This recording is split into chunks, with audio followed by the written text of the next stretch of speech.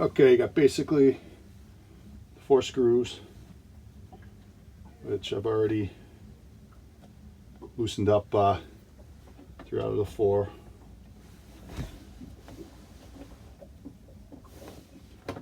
And I'm going to put the screws aside on the rags, and then I'm going to spray this on the inside. You can see there's just a lot of buildup.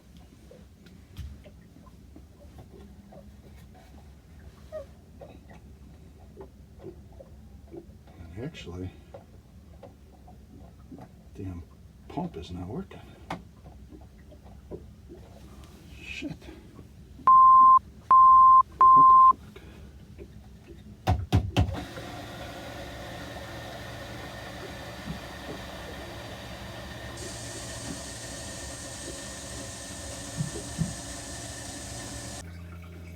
Alright, so I just turned the DC power on, and I'm running the shower head in the drain in the shower.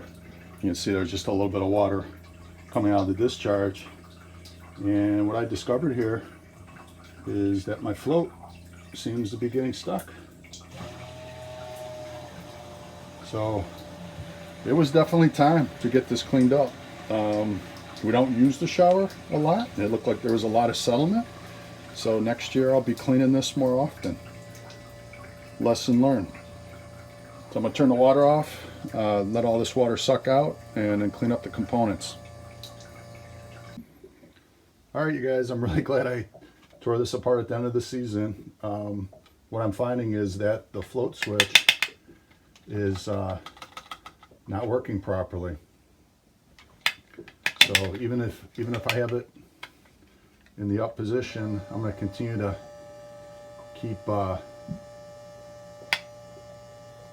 keep messing with it, trying to keep cleaning it, but it just doesn't seem to be working properly. So I'm going to clean the heck out of it, see if I can get it working properly, because even when I turn it upside down, well, that time it worked. It's just kind of an intermittent thing. So I'm going to clean the heck out of the inside of this and make sure that it's 100%.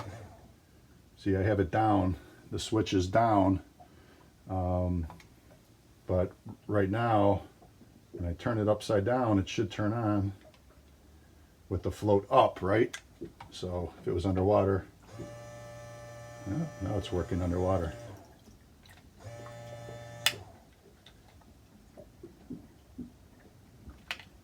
See, now it's all the way up and it's not working. So should be on. It's not. Should be off. Should be on.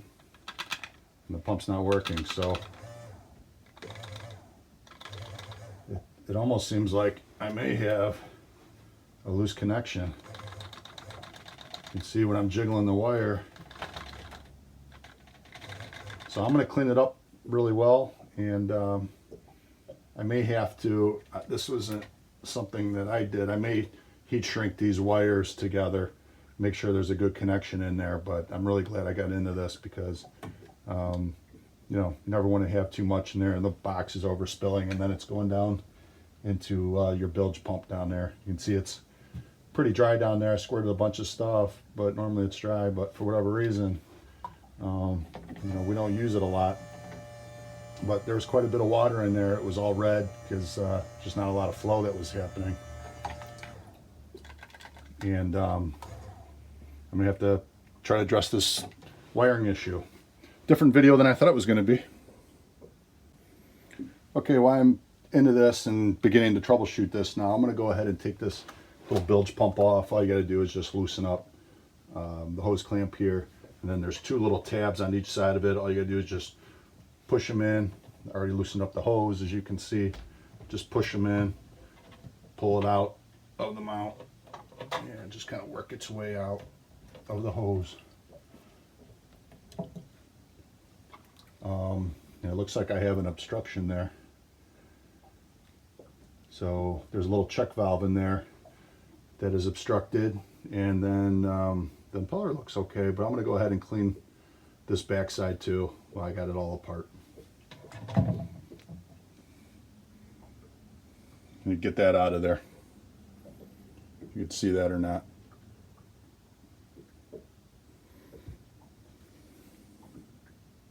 Alright, so before we go start messing with the electrical on the sump pump, you're going to want to turn the breaker off, of course. So you'll find that on this 320 Sundancer. It's down in the engine compartment. Try to do this hanging upside down here. You're going to see a panel that looks like this. You can see here, second one down on the left side of sump pump. There's like a hard protective, you can't just come in and flip these off by hand. So if you just take a little screwdriver, just fit it underneath the onside, you'll see that you can kick it off. Just a small little flathead, and that'll kick it off so you can safely work on a sump pump. But I'm gonna go back and make sure that the sump pump is not working before I start messing around with electrical, so I don't get a little 12-volt shock. Okay, so I took off a huge amount of electrical tape, and what I discovered was quite a bit of corrosion on these old crimps. And these connectors, I should say, the connectors are really corroded. So I'm going to replace this connector.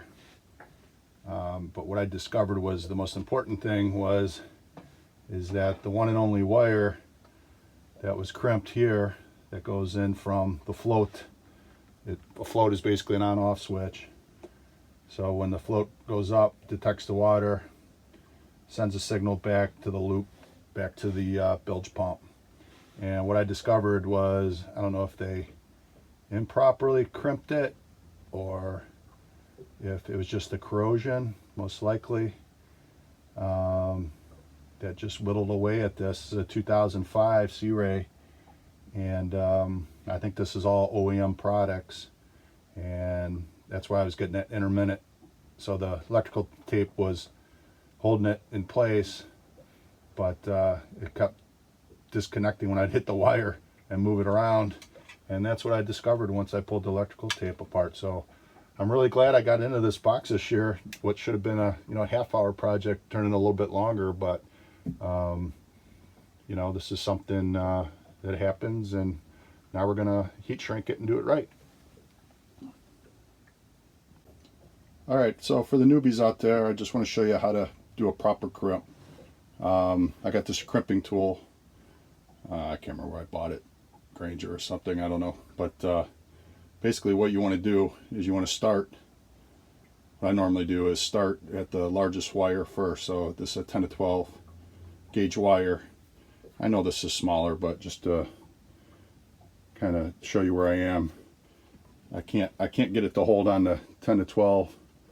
So I'm going to go down to 12 to 14 and kind of work my way around the insulation. I don't think that's the right size either.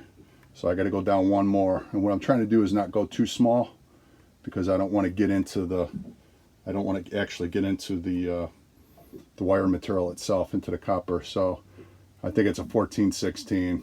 And all I'm going to do is just kind of work it around a little bit, and then just pull the insulation right off, and you'll see nice clean wire. And now I'll just do the same thing on the other side. All right, so the next set, I'm going to take these heat shrink wire butt connectors, just a little kit that I bought probably on Amazon. You can, take that brand name, check it out. I can't remember how much I paid, maybe 15 bucks, 20 bucks, I can't remember. I'll put it on the screen. But I know just from gauging it on the wire crimpers that it's about 16 size wire, so I know that's the little pink guys. So what I'm going to do is I'm going to first Hink Shrink it on the float side first. And just a real quick tip on this for the newbies out there. What you want to do is, there's a little metal insert in here, and what you want to do is you just want the metal to line up with the wire. When you crimp it, you want to crimp on the wire, you don't want to crimp back on the insulation, okay? Because that may not be a good contact if you're crimping back here, and then the tube of the insert is open at the wire. You might get, with vibration or just by bad luck, it may be positioned in such a way where you're not getting a good connection. So you always want metal to metal contact. Basically, you slip that on there and you can feel right where it hits the insulation. Just back it off just a tiny little bit, and then you go in and use the proper size here with the crimping tool, and you go in and you crimp it right like that. Just squeeze down on it, crimp it, and then I'll show you how to hink shrink it in a minute. But first, it's time for drink of the day.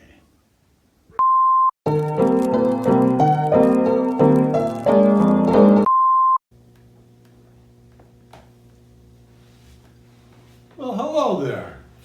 Welcome to Drink of the Day. Today, I think we have a kind of a special wine. It's a value wine, what I'd call it. Value wine, normally called, bottle of wine that's less than $15. This is from a wine club that I belong to called Wine Insiders. Hi, River, you want to join us? Do you want to smell it? Do you smell the bouquet? Oh, you're not, you prefer white, that's okay. So this one is a Bordeaux. Bordeaux from France. Bordeaux is like a region of France. I think it's in the southwest region. And Mr. Jeff, years ago, I used to go to Europe quite a bit for business. And what's funny about Bordeaux, it's kind of, to get a good Bordeaux, like good value Bordeaux, is kind of hard in the United States because the French, they don't send their good value Bordeaux's over here, right? They save them for themselves. They're everyday Bordeaux's that they're going to drink at the table. They don't export. So normally here in the States, you got to pay a lot of money for a really good Bordeaux. But this is a value Bordeaux, Chateau. Sorry, I took Spanish in high school. My French is really bad. Chateau Grand Champ, not sure. 2015. If you can see the bottle or not. Again, I got it from the wine club. On Vivino, I think it was like $10, right? Cheap. And it's a blended Bordeaux. So it says it's 70% Cab and 30% Merlot. So it's a dry red wine, like a Bordeaux should be. Real like heavy dark fruit. You can see it's very dark wine. It's almost black, dark red. Very nice, good legs, and I would probably a little bit more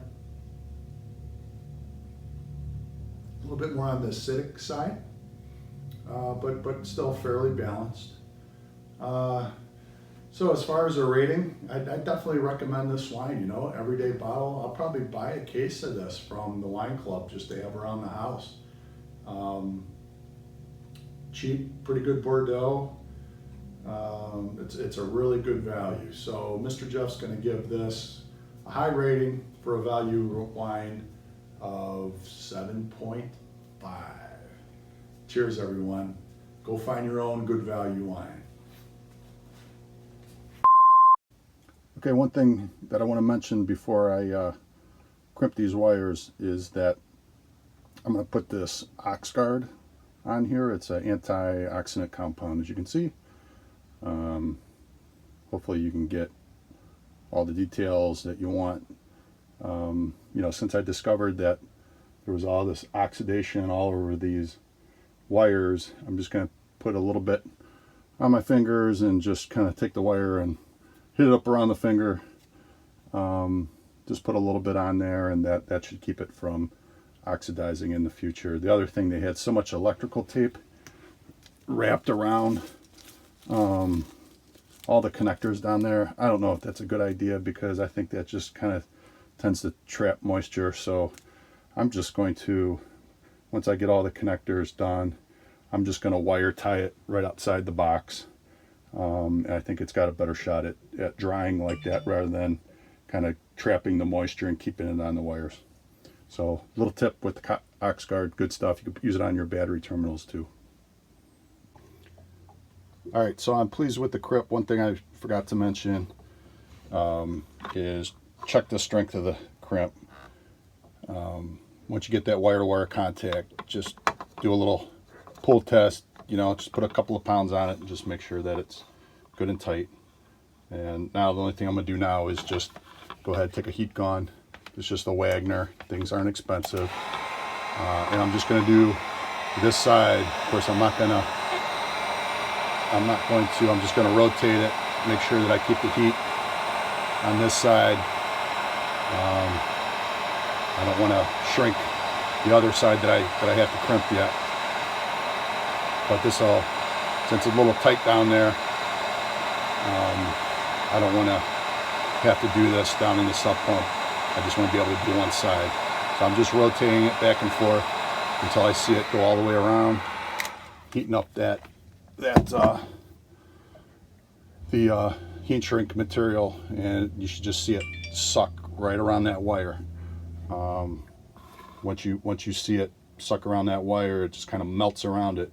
You know you're good to go.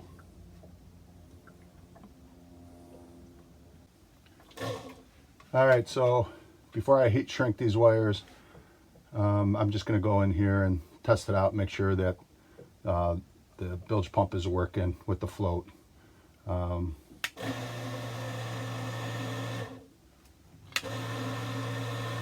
So before, when I was doing this, I was getting maybe, I don't know, 30-40% of the time it was working properly with the bad connection that we had. And now I'm happy to report it's 100%. Alrighty, see, drink of the day helps. Alright, before I close the box back up with the 4 screws, I'm just putting water down in the shower. And let's see if the float goes up and the pump turns on. There it is, sucking the water right out. Love it. Turn the water off in the shower. Make sure all the water goes down. And I think we're going to be good to go. So glad I discovered that problem with the wiring. And now it's going to be reliable next season. It's amazing. Sometimes I thought it was going to be like 20-minute, 30-minute job, just cleaning it all up, making sure it was all clean, filters were clean. And discovered this wiring issue. Got a little lucky, I think. So all I got to do now is put the filter back in, put the lid back on, put the screws in. One thing that I forgot to mention, since it's at the end of the season, you know, you want to take your antifreeze and you want to put that down your shower. You can put it in, I could put it in direct now, pump it through a little bit, but I may be, I don't know, I might be running, I might forget it. So I'm just going to do this with everything else. But you know, you don't want this water sitting in there. I'll run it out as much as possible, just manually holding on to it. But since that little check valve only allows so much water, there'll all be some down in there. I'm going to make sure I put antifreeze in the shower and run that out and let that pink stuff sit in there so your pump and hoses and everything don't get frozen. So the only thing I have left to do is to wire tie the wires. I already put the antifreeze in, tested the pump, bilge pump back here with that float device. It was working well. Connectors are gone. Honestly, today I feel like I got lucky because all that wiring was so corroded. I was getting intermittent connections, and you know, it would have really sucked if you're off on a weekend and that was happening. You had to mess around with it to figure it out. So today I feel like I got a little lucky, and I'll take it. because sometimes you don't get lucky and things just go wrong.